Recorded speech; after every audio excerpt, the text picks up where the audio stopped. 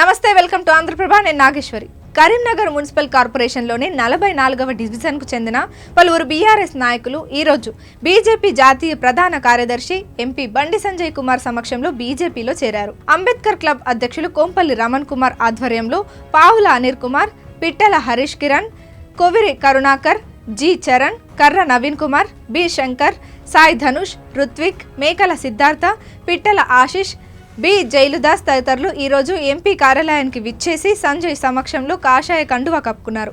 వారందరినీ సాదరంగా పార్టీలోకి ఆహ్వానించిన బండి సంజయ్ పార్లమెంటు ఎన్నికల్లో బీజేపీ గెలుపుకు కృషి చేయాలని కోరారు. మోదీ హయాంలోనే దేశ అభ్యున్నతి సాధ్యమన్నారు. మరోవైపు యూనియన్ పబ్లిక్ సర్వీస్ కమిషన్ ఇటీవల నిర్వహించిన పరీక్షల్లో 82వ ర్యాంకు సాధించిన సివిల్స్ విజేత మెరుగు కౌశిక్ ఈరోజు సాయంత్రం కరీంనగర్లోని ఎంపీ కార్యాలయంలో బండి సంజయ్ను మర్యాదపూర్వకంగా కలిశారు. జనగాం జిల్లాకు చెందిన కౌశిక్ను బండి సంజయ్ అభినందించారు. పట్టుదల, అంకితభావంతో పరీక్షలు రాసి అత్యున్నత ఉద్యోగానికి ఎంపికవడం మామూలు విషయం కాదన్నారు.